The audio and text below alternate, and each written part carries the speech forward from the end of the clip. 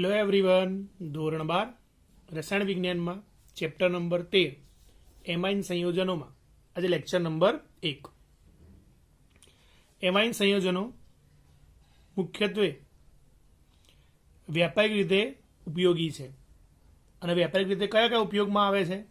ઔષધો અને રેસાઓના સંશ્લેષણમાં મધ્યવર્તી સંયોજન તરીકે ઉપયોગી છે।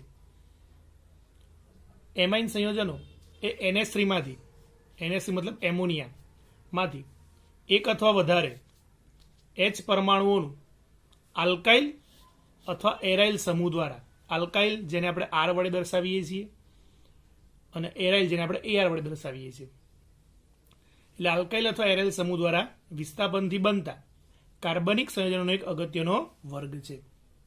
એટલે કે NH3 માં 3 હાઇડ્રોજન છે તો એક અથવા એકથી વધારે હાઇડ્રોજનનું વિસ્થાપન કોના વડે, આલ્કાઇલ કે એરાઇલ વડે કરતા એમાંથી એમાઇન સંયોજન બને।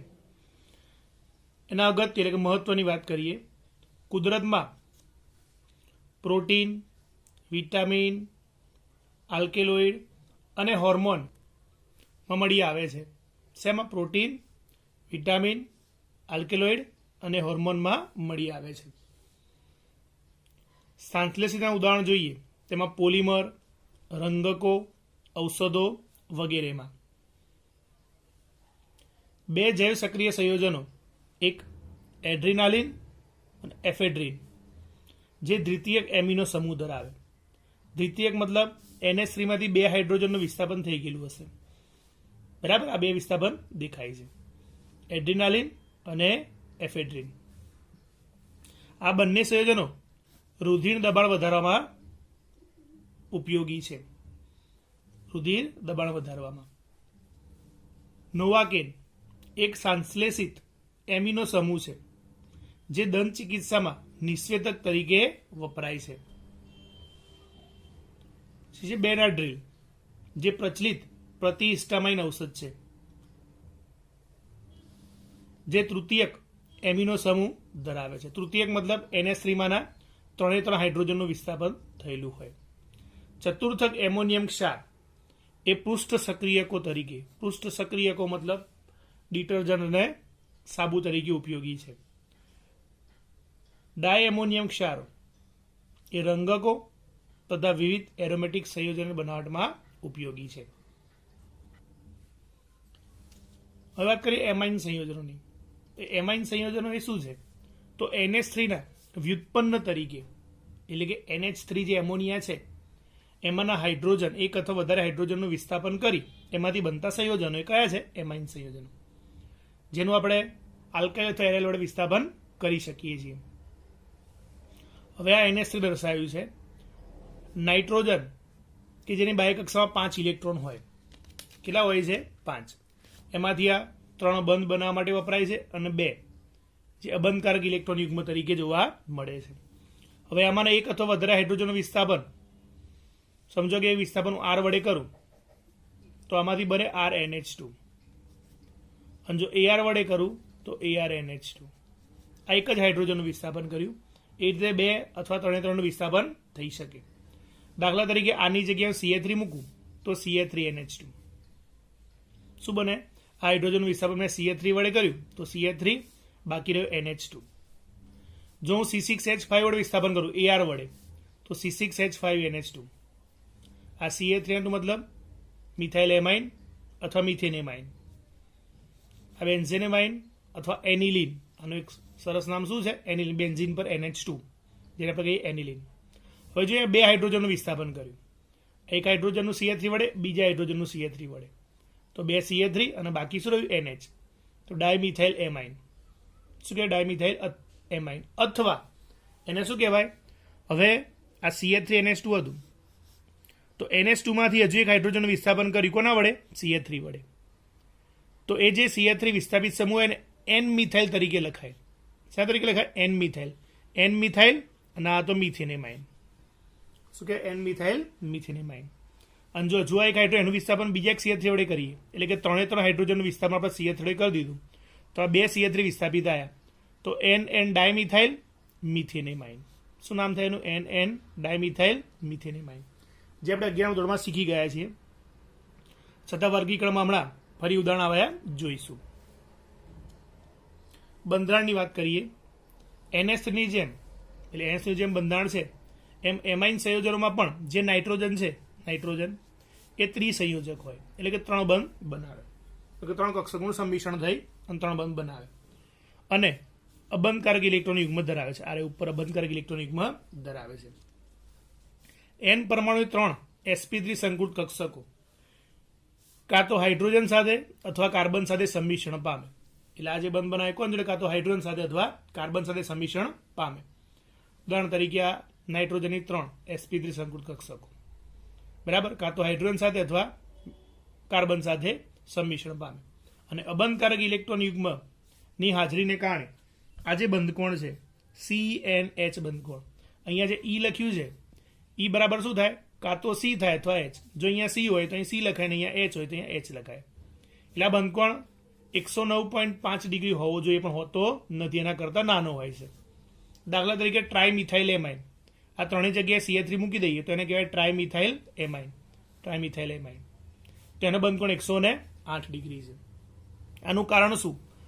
આ બંધકોણ જે હોવો જોઈએ એના કરતાં નાનો છે. એનું કારણ છે કે અબંધકારક ઇલેક્ટ્રોન અને આ બંધકારક ઇલેક્ટ્રોન વચ્ચેનું અપાકર્ષણ, અને વચ્ચેનું શું? અપાકર્ષણના કારણે બંધ જે હોવો જોઈએ એના કરતાં સહેજ શું થાય? આ અપાકર્ષણના કારણે સહેજ આમ ખસે, એટલે બંધકોણ જે હોવો જોઈએ એના કરતાં સહેજ નાનો જોવા મળે, એટલે 108 ડિગ્રી જેટલો જોવા મળે છે. વર્ગીકરણની વાત કરીએ. NH3ના H પરમાણુનું વિસ્થાપન આલ્કાઇલ અથવા એરાઇલ વડે કરીએ, બરાબર, ચલો આલ્કાઇલ અથવા એરાઇલ વડે, તો આપણને આલ્કાઇલ એમાઇન મળે. જો આલ્કાઇલ વડે વિસ્થાપન કરીએ તો આલ્કાઇલ એમાઇન મળે, એરાઇલ વડે વિસ્થાપન કરીએ તો એરાઇલ એમાઇન મળે, બરાબર. દાખલા તરીકે NH3માં H નું વિસ્થાપન R વડે કરીએ, એટલે કે RNH2, NH3 હતા, એક હાઇડ્રોજન R વડે વિસ્થાપિત થયો તો NH2 રહ્યા, RNH2. આની જગ્યાએ આપણે મૂકીએ મિથાઇલ ગ્રુપ તો CH3NH2, એનું સિમ્પલ ઉદાહરણ મિથેન એમાઇન CH3NH2. એ રીતે AR વડે કરીએ તો ARNH2, AR એટલે અહીં મૂકીએ C6H5, C6H5NH2, એનિલિન, તો બેન્ઝેન એમાઇન. તો આલ્કાઇલ એમાઇન બને, એરાઇલ એમાઇન. હવે એમાં NH3માંના એક અથવા વધારે હાઇડ્રોજનના વિસ્થાપનના આધારે એનું પ્રાથમિક, દ્વિતીયક, તૃતીયક અને ચતુર્થકમાં વર્ગીકરણ થાય છે, જે આપણે આગળ જોઈએ. NH3 અણુમાં ના હાઇડ્રોજનનું વિસ્થાપન R કે AR વડે થાય.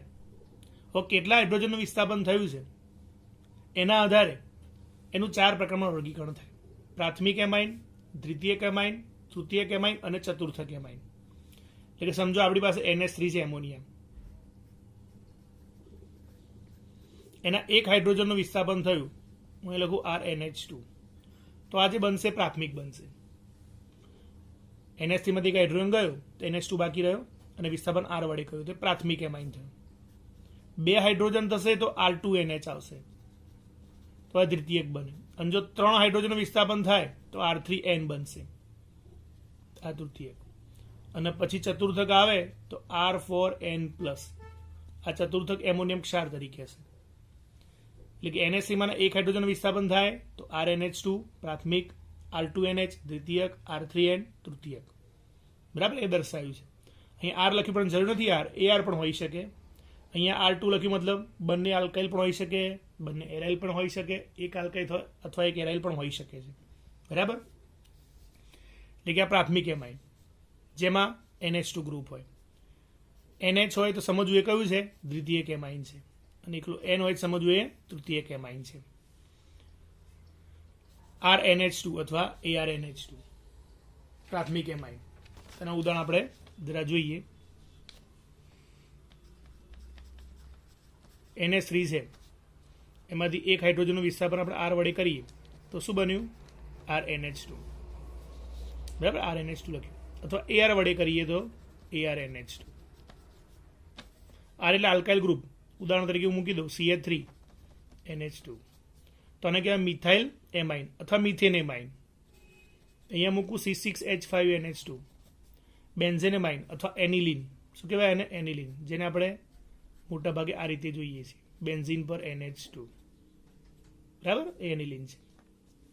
જો R તરીકે C2H5 લઈએ, અહીંયા C2H5 તો ઇથાઇલ એમાઇન શું થાય ઇથાઇલ એમાઇન આ બને પ્રાઇમરી પ્રાથમિક એમાઇન હવે દ્વિતીયકની વાત કરવી છે તો ઓલરેડી તમે RNH3 માં એક હાઇડ્રોજન વિસ્થાપન કરી RNH2 બનાવી દીધું બરાબર હવે બે હાઇડ્રોજનનું વિસ્થાપન કરવું છે તો બે હાઇડ્રોજન જાય તો R2NH બને NH3 માંથી બે હાઇડ્રોજન ગયા તો NH બાકી રહ્યો અને બે વિસ્થાપન R2 વડે કરે એટલે આને આમ પણ લખાય RNHR એટલે વિસ્થાપન આ રીતે કરીએ આરની જગ્યાએ CH3 મૂકી દઉં CH3NH CH3 એટલે સમજો અહીં ઉદાહરણ જોઈએ આ CH3NH2 હતું આપણે મિથેન એમાઇન બરાબર હજુ એમાંથી એક હાઇડ્રોજન વિસ્થાપન ફરી મિથાઇલ વડે કર્યું તો આ થઈ જાય બરાબર સેમ આ CH3NH2 હતા એમાંથી એક હાઇડ્રોજન વિસ્થાપન CH3 વડે કર્યું હવે નામ કેવી રીતે લખાય તો NH2 માંના હાઇડ્રોજનનું વિસ્થાપન તમે જે ગ્રુપ વડે કર્યું હોય મિથાઇલ વડે કર્યું તો એને N વડે દર્શાવવામાં આવે N મિથાઇલ શું કહેવાય N મિથાઇલ અને આપણો તો એમાઇન કયો એમાઇન તો મિથેન એમાઇન એક કાર્બન વાળો amine methane amine alkyl group વિસ્થાપિત હોય તેમાં જે આલ્કાઇલમાં કાર્બનની સંખ્યા વધારે હોય એ આપણે મેઇન નામમાં લેવાનો બાકીનો વિસ્થાપિતમાં લેવાનો સમજો કે આવું લખ્યું હોત CH3NH C2H5 તો હવે અહીંયા બે કાર્બન છે એક જ કાર્બન છે તો આપણે વિસ્થાપિતમાં લેવાનું N કેન્દ્ર વિસ્થાપિત મતલબ N મિથાઇલ અને બે કાર્બન વાળો એમાઇન જેને આપણે ઇથેનેમાઇન કહીશું શું કહીશું ઇથેનેમાઇન N મિથાઇલ ઇથેનેમાઇન બરાબર આમનો દ્વિતીયક તૃતીયક બનાવવા જઈએ તો હજુ આમાંથી એક હાઇડ્રોજનનું વિસ્થાપન કરી દઉં બરાબર તો અહીંયા CH3NH ની જગ્યાએ N થઈ જશે અને હજુ હાઇડ્રોજન દૂર થઈને મેં અહીંયા CH3 મૂકી દઉં જેને આપણે ટ્રાઇમિથાઇલ એમાઇન કહીશું શું કહીશું ટ્રાઇમિથાઇલ એમાઇન અથવા આપણો મેઇન એક કાર્બન વાળો એમાઇન બધા એક જ કાર્બન છે એટલે એક કાર્બન વાળો મિથેન એમાઇન પણ બે વિસ્થાપન છે અહીંયા અને બંને સરખા તો NN dimethyl NN dimethyl methane amine શું કહીશું NN ડાયમિથાઇલ મિથેન એમાઇન બરાબર પણ જો આ રીતે હોય CH3N C2H5 C2H5 તો હવે તો અહીંયા બે કાર્બન વાળા બે છે ઇથાઇલ બે ગ્રુપ છે તો ગમે તે એક મેઇન શૃંખલામાં લઈ લેવાનું આ ઇથેનેમાઇન આ બે વિસ્થાપિત પણ બે અલગ અલગ ગ્રુપ છે તો એક N ethyl N methyl N ethyl N methyl ethanamine N ethyl N methyl ethanamine બરાબર આ રીતે એનું નામકરણ આપણે કરી શકીએ જે આપણે 11મા ધોરણમાં શીખી જ ગયા છીએ પણ આ ફરી એકવાર જોયું જેથી આપણને યાદ આવી જાય તો આ રીતે આપણે પ્રાથમિક દ્વિતીયક તૃતીયક અને ચતુર્થક એમાઇન ક્ષારમાં એનું વર્ગીકરણ કરી શકીએ છીએ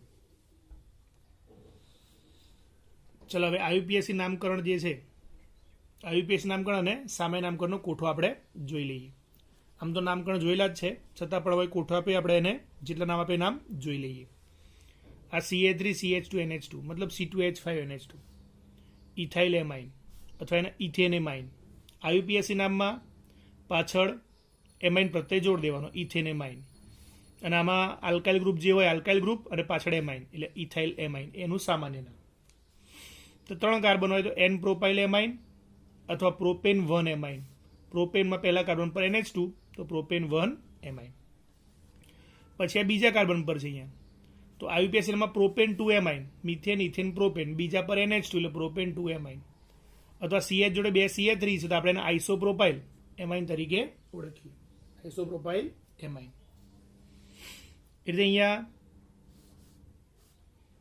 ઇથાઇલ મિથાઇલ એમાઇન આ એક ગ્રુપ છે ઇથાઇલ આ ગ્રુપ છે મિથાઇલ અને આ એમાઇન પણ IUPAC નામમાં જોવા જઈએ તો હવે આ જે વધારે કાર્બન હોય એ મેઇન નામમાં લેવાના એટલે કે ઇથાઇલ એમાઇન ના વિસ્થાપિતમાં લેવાનો મિથાઇલ જેમ આપણે આગળ જોઈએ તો એને N વિસ્થાપિત મિથાઇલ ગ્રુપ કહેવાય એટલે N મિથાઇલ ઇથેન એમાઇન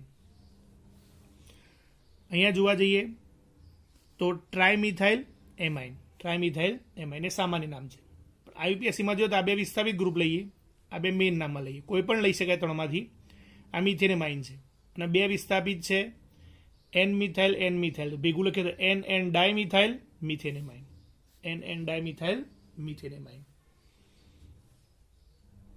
અહીંયા C2H5 ગ્રુપ છે, અહીંયા C2H5 ગ્રુપ છે, બરાબર.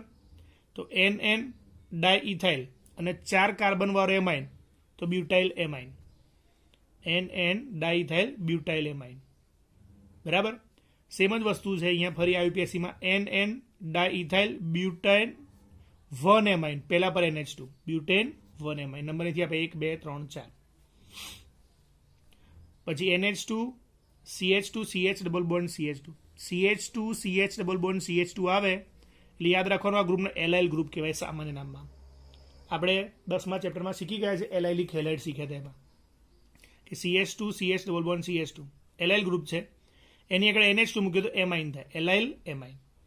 અહીંયા OH મૂક્યો તો એલાઇલ આલ્કોહોલ. ટૂંકમાં આ એલાઇલ ગ્રુપ આગળ જે પણ ગ્રુપ મૂકે એનું નામ પાછળ અહીંયા લખી દેવાનું.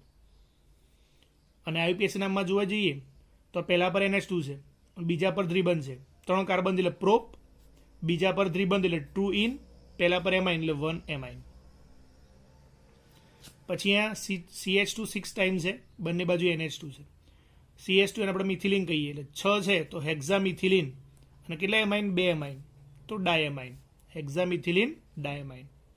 અને આખી શૃંખલા લાંબી લખીએ તો પહેલા અને છેલ્લા પર NH2 સમૂહ આવે એટલે 6 કાર્બનની શૃંખલા હેક્ઝેન, પહેલા પર NH2 છેલ્લા પર NH2 1,6 ડાયએમાઇન, હેક્ઝેન 1,6 ડાયએમાઇન.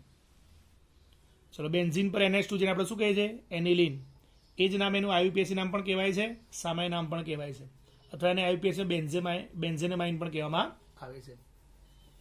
ચલો બેન્ઝીન પર NH2 અને CH3, તો બેન્ઝીન પર જ્યારે NH2 CH3 બંને ગ્રુપ હોય તેને ટોલ્યુડીન કહેવાય. ઓર્થો સ્થાનમાં છે અહીંયા એટલે ઓર્થો ટોલ્યુડીન કીધું છે. અને IUPAC નામ જોવા જઈએ તો આ નંબર 1 આ બીજા પર મિથાઇલ ગ્રુપ તો 2 મિથાઇલ, અને બેન્ઝીન પર NH2 મતલબ એનિલિન. ચલો અહીંયા પેરા સ્થાનમાં BR છે એટલે પેરા બ્રોમો એનિલિન. અને IUPAC જોવા જઈએ તો 4 બ્રોમો એનિલિન અથવા બેન્ઝેનેમાઇન, બરાબર.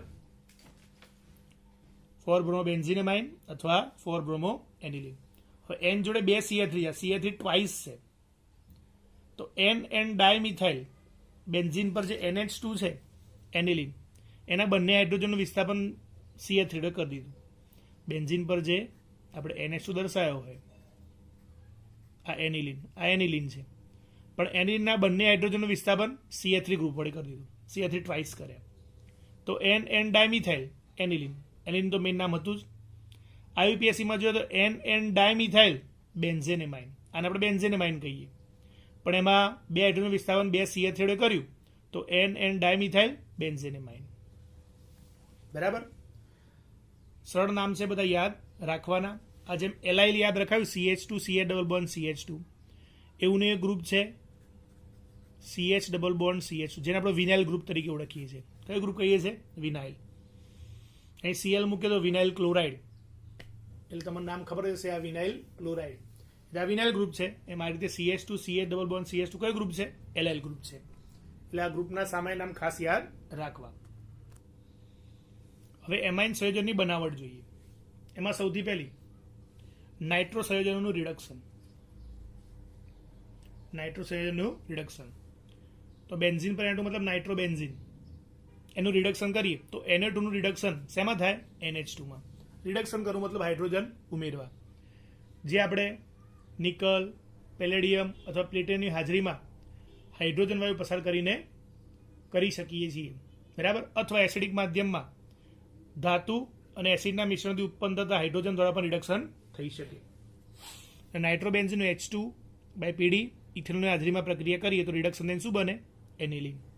અથવા ધાતુ પ્લસ એસિડ SN વત્તા HCl Fe વત્તા HCl, ધાતુ પ્લસ એસિડ, ધાતુની એસિડ સાથેની પ્રક્રિયાથી હાઇડ્રોજન વાયુ મુક્ત થાય અને હાઇડ્રોજન વાયુ રિડક્શનમાં કામ લાગે.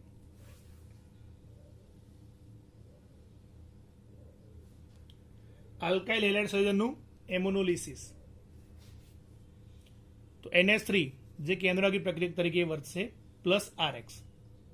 તો NH3 માં નાઇટ્રોજન પાસે જે અબંધકારક ઇલેક્ટ્રોન યુગ્મ છે એના દ્વારા R સાથે બંધ બનાવશે એટલે R NH3 એને ઇલેક્ટ્રોન આપ્યા એટલે એના પર પ્લસ આવશે. આ RX માં બંધ જે છે બંધ તૂટીને ઇલેક્ટ્રોન X પર જશે એટલે X માઇનસ થશે. R NH3X એટલે NH3 પ્લસ X માઇનસ, જે વિસ્થાપિત એમોનિયમ ક્ષાર તરીકે ઓળખાય. હવે RNH2 છે એમાઇન સંયોજન, એની RX સાથે પ્રક્રિયા કરીએ. કોની સાથે? RX સાથે. તો R અંદર જોડાશે અને અહીંથી એક H X સાથે એટલે HX સ્વરૂપે વિસ્થાપન પામશે. અહીંયાથી આ X અને અહીંથી એક H જશે. આ R અહીં જોડાશે. ઓલરેડી એક R હતો, બીજું R એટલે R2, એક હાઇડ્રોજન ગયો એટલે NH. આ પ્રાથમિક એમાઇનમાં દ્વિતીયક બને. ફરી RX જોડે પ્રક્રિયા કરીએ તો હજુ એક R વધશે, તો R2 ના R3 થશે. એક H X સાથે દૂર થશે, R3N તૃતીયક એમાઇન. હજુ RX સાથે પ્રક્રિયા કરીએ તો R3 ના R4 અને હવે X અહીં જોડાશે N પ્લસ X માઇનસ. આજે આપણે ચતુર્થક હમણાં આગળ વાત કરી હતી વર્ગીકરણમાં. ચતુર્થક એમોનિયમ ક્ષાર કયો બને? ચતુર્થક એમોનિયમ ક્ષાર. આજે ચતુર્થક એમોનિયમ ક્ષાર બને, બરાબર. R NH3 plus X minus, આ વિસ્થાપિત જે એમોનિયમ ક્ષાર બન્યો આપણો, એ વિસ્થાપિત એમોનિયમ ક્ષારની આપણે બેઝ સાથે પ્રક્રિયા કરીએ, NOH સાથે, તો એમાંથી આપણને પ્રાથમિક એમાઇન મળે RNH2 પ્લસ H2O વત્તા NaX. RNH2 વત્તા H2O વત્તા NaX. અહીં ખાસ યાદ રાખો કે એમોલિસિસની પ્રતિકૂળતા એ છે કે પ્રાથમિક, દ્વિતીયક, તૃતીયક અને ચતુર્થક એમોનિયમ ક્ષારનું મિશ્રણ આપે. જો કે વધુ પડતા એમોનિયાનો ઉપયોગ કરવાથી મુખ્ય નિપજ તરીકે આપણને પ્રાથમિક એમાઇન મળે છે. શું મળે? પ્રાથમિક એમાઇન. આ પ્રક્રિયામાં હેલાઇડ સમૂહોની એમાઇન સંયોજનો સાથેની પ્રતિક્રિયાત્મકતાનો ક્રમ અહીંયા દર્શાવેલો છે. RI greater than RBr greater than RC. આ ક્રમ ખાસ યાદ રાખો, MCQમાં પૂછી શકે છે. હવે નાઇટ્રાઇલ સંયોજનના રિડક્શન દ્વારા, નાઇટ્રાઇલ મતલબ CN જે સમૂહ છે, RC ટ્રિપલ બોન્ડ N લખ્યો છે, એને આપણે RCN તરીકે લખી શકીએ. CN મતલબ સાયનો અથવા એને નાઇટ્રલ ગ્રુપ તરીકે પણ ઓળખી શકાય. એટલે RC ટ્રિપલ બોન્ડ N, જેની H2NI કોની હાજરીમાં? NaHG sodium amalgam by C2H5OH ethanol ની હાજરીમાં પ્રક્રિયા કરતા C ટ્રિપલ બોન્ડ એટલે કે CN નું રૂપાંતર શેમાં થઈ જાય? CH2NH2 માં. શેમાં રૂપાંતર થાય? CH2NH2 માં. તો અહીંયા ખાસ એક નોંધવા જેવી વાત છે, અહીંયા R એટલે આલ્કાઇલ ગ્રુપ એટલે કાર્બન કોઈક છે, અહીંયા કાર્બન છે, બરાબર. પછી આ C ડબલ બોન્ડ એનું રૂપાંતર શેમાં થયું? CH2NH2 માં થયું. એટલે કે આ પ્રક્રિયા ચડતી એમાઇન શ્રેણી એટલે કે પ્રારંભિક એમાઇન સંયોજન કરતા એક વધુ કાર્બનવાળા એમાઇન સંયોજન બનાવટમાં ઉપયોગી છે. એક વધુ કાર્બનવાળા એમાઇન સંયોજન બનાવટમાં ઉપયોગી છે. પછી એમાઇડ સંયોજનના રિડક્શન દ્વારા, એમાઇડ એટલે RCONH2, આ બંધ છૂટો પાડ્યો એટલે C double bond O NH2. પહેલા સ્ટેપમાં LiAlH4 વડે શું કરવાનું? રિડક્શન, બરાબર. અને પછી પાણી સાથેની પ્રક્રિયા દ્વારા એમાંથી CONH2 નું રૂપાંતર શેમાં થઈ જાય? CH2NH2 માં. શેમાં? CH2NH2 માં રૂપાંતર થઈ જાય. એટલે પહેલું હતું નાઇટ્રાઇલ સંયોજનનું રિડક્શન, બરાબર, અને આવ્યા એમાઇડ સંયોજનનું રિડક્શન દ્વારા મેળવવામાં આવે છે. એના પછી છે ગ્રેબિયલ થેલિમાઇડ સંશ્લેષણ, જે ખૂબ જ મોસ્ટ આઈએમપી પ્રક્રિયા છે પરીક્ષાની દ્રષ્ટિએ. કઈ? ગેબ્રિયલ થેલિમાઇડ સંશ્લેષણ.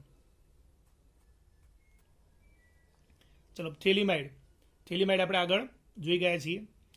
બેન્ઝીન C ડબલ બોન્ડો C ડબલ બોન્ડો NH, આ થેલિમાઇડનું સૂત્ર છે. કેવેચ સાથે પ્રક્રિયા કરતા ક્ષાર બનશે. અહીંયાથી H દૂર થશે, અહીંયાથી OH દૂર થશે અને અહીંયા K જોડાઈ જશે, તો N માઇનસ K પ્લસ, અહીં ક્ષાર બની ગયું. આગળ પ્રક્રિયા RX સાથે કરીએ. કોની સાથે? RX સાથે પ્રક્રિયા કરીએ તો અહીંયાથી ફરી આ K અને X દૂર થશે અને અહીંયા R જોડાઈ જશે એટલે NR. R એટલે આલ્કાઇલ, N સાથે જોડેલો N આલ્કાઇલ, બાકી નામ છે થેલિમાઇડ, N આલ્કાઇલ થેલિમાઇડ. આગળ પ્રક્રિયા NaOH સાથે કરીએ. અહીં લખવું છે 2 મોલ NaOH સાથે પ્રક્રિયા કરીએ તો શું થશે? C ડબલ બોન્ડ O, આ C double bond O benzene પર હતો. પછી ONA, NaOH માંથી કયો ભાગ? ONA ભાગ જોડાશે.